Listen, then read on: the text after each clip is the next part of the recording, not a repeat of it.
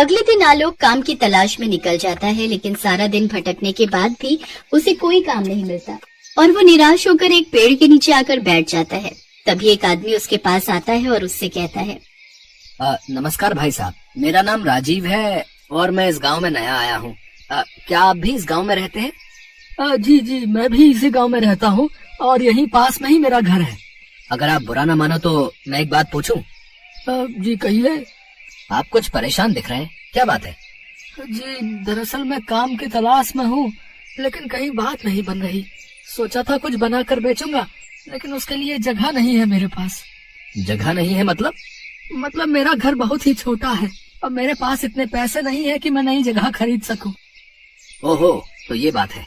वैसे मैं आपकी मदद कर सकता हूँ। मेरे पास इस गांव में बहुत सारी जमीन है।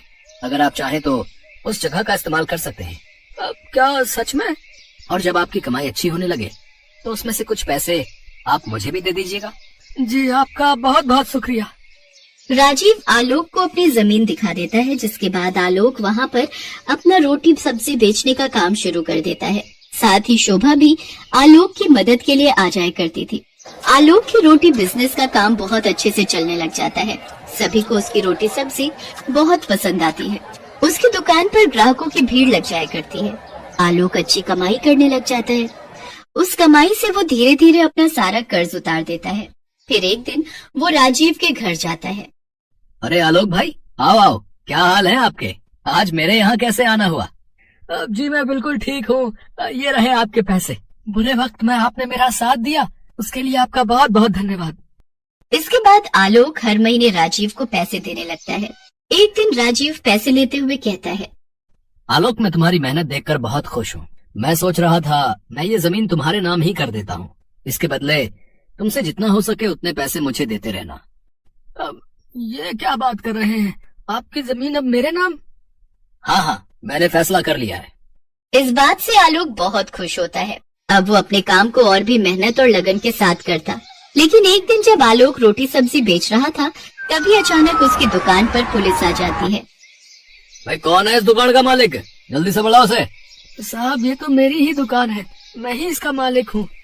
बताइए क्या बात है? ओहो, तो तुम ही हो वो है जिसने इस जमीन के मालिक को डरा धमका कर ये जमीन अपने नाम करवा ली। चल भाई चल, मेरे साथ चल, जेल की हवा खाने। मगर साहब मैंने तो ऐसा कुछ भी नहीं किया। दरअसल इस जमीन के मालिक तो राजीव जी हैं। अभी हाल ही में उन्होंने अपनी ये जमीन मेरे नाम की है। अच्छा, तो फिर लेकर चल मुझे उस राजीव के पास। चल। आलोक पुलिस को राजीव के घर लेकर जाता है। क्यों भाई, क्या इसकी दुकान की जमीन तुम्हारी थी हैं, जिसे तुमने इसे कुछ महीने पहले बेच दिया है? ये आप कैसी बातें कर रहे हैं सर?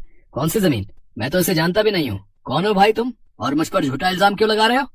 लेकिन आपने ही तो मुझे रोटी सब्जी की दुकान खोलने के लिए वो जमीन दी थी और कुछ महीनों बाद वो मेरे नाम भी कर दी थी। ये क्या बकवास किए जा रहे हो? मैं नहीं जानता तुम्हें। भाई कहानी तो बहुत अच्छी बना लेते हो।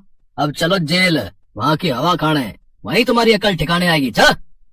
तभी पुलिस आलोक को गिरफ्तार कर लेती है। लेकिन साहब मैंने कुछ नहीं किया है, मैं सच कह रहा हूँ। सभी अपराधी जो है ना, जुर्म करने के बाद यही कहते हैं। साहब क्या जाने से पहले एक बार मैं अपनी बीवी बच्चों से मिल सकता हूँ साहब? ठीक है, लेकिन सिर्फ 10 मिनट के लिए, समझे? तभी पुलिस की गाड़ी आलोक के घर के बाहर आकर रुकती है। अंदर जाकर आलोक अपनी पत्नी को सारी बात बताता है। ये तो बहुत बुरा किया उन्होंने हमारे साथ, अब हम आपके बिना क्या करेंगे? शोभा, जब तक मैं वापस नहीं आ जाता तुम्हें ही ये घर संभालना होगा। और हाँ, अपना और मीनू का ध्यान रखना। मेरी बात मानो तो जब तक मैं वापस नहीं आता तुम अपने मायके चली जाओ मीनू को लेकर। नहीं, उन्होंने आपके साथ गलत किया है, मैं चुप नहीं बैठूंगी। अब कोई फायदा नहीं है शोभा, सब खत्म हो गया। कुछ सालों बाद जेल से छूटते ही मैं तुम्हें लेने आऊंगा।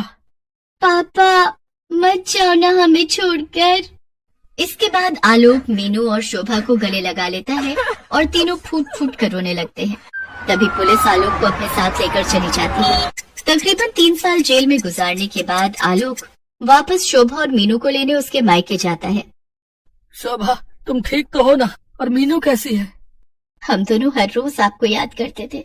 मीनू रोज आपके बारे में पूछती थी। मैंने भी तुम दोनों को बहुत याद किया। चलो अब वापस अपने घर चलते हैं। इसके बाद आलोक दोनों को लेकर घर आ जाता है। घर आकर वो शोभा से कहता है, शोभा तुम खाना बनाओ, तब तक मैं आता हूँ। लेकिन आप कहाँ जा रहे हैं? उस राजीव से पूछने कि उसने आखिर मेरे साथ ऐसा क्यों किया। इसके बाद आलोक राजीव के घर जाता है, लेकिन उसके घर पर तो ताला लगा हुआ था। आसपास के लोगों से पूछने पर पता चलता है कि वो 1 साल पहले ही गांव छोड़कर जा चुका है। इसके बाद आलोक वापस अपने घर आ जाता है। शोभा वो तो 1 साल पहले ही ये गांव छोड़कर जा चुका है। अब छोड़िए जी, उसको उसके किए की सजा तो भगवान जरूर देगा। अब आप अपने जीवन में आगे बढ़ने की सोचिए कि कौन सा नया काम ढूंढना है। हाँ शोभा, अब दोबारा से कोई नया काम ढूंढना पड़ेगा। वैसे जेल में मैंने काम करके कुछ पैसे कमाए हैं। जब तक मुझे कोई नया काम नहीं मिल जाता, तुम इन्हीं से काम चलाओ। तभी आलोक का दोस्त राजू उससे मिलने आता है। क्या हाल है अशोक भाई? वैसे उस राजीव ने तेरे साथ बहुत बुरा किया भाई। छोड़ उन सब बातों को, बीती बातों को क्या याद करना। अब मैं आगे के बारे में सोचकर नए काम की तलाश में हूँ। बिल्कुल सही कहा तुमने। वैसे तुम्हारे गांव से कुछ दूरी पर एक शहर है, वहाँ रेस्टोरेंट और ढाबे बहुत कम हैं। अगर तुम चाहो तो वहीं जाकर अपनी रोटी सब्जी बेच सकते हो। ठीक है भाई, मैं सोचता हूँ। इसके बाद अगले दिन शोभा से कहकर आलोक शहर की ओर निकल पड़ता है। यहाँ तो एक भी जगह ऐसी नहीं दिख रही जहाँ मैं रोटी सब्जी लगा सकूं, पर वापस किसी से जमीन लेने की गलती मैं नहीं कर सकता।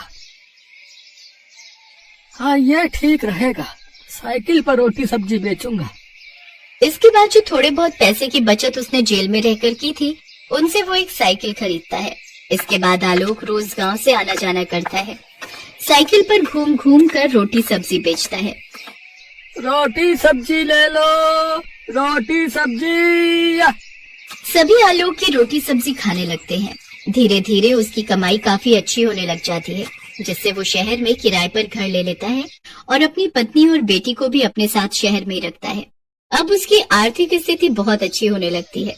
एक दिन आलोक रोटी सब्जी बेच रहा था, तभी उसे शोर सुनाई देता है।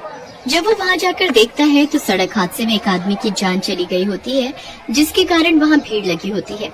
जब आलोक पास आकर देखता है तो वो हैरान रह जाता है। वो मृत व्यक्ति कोई और नहीं बल्कि राजीव था। इसका मतलब राजीव गांव से भागकर यहाँ रह रहा था। भगवान ने उसको उसके किए की सजा दे दी।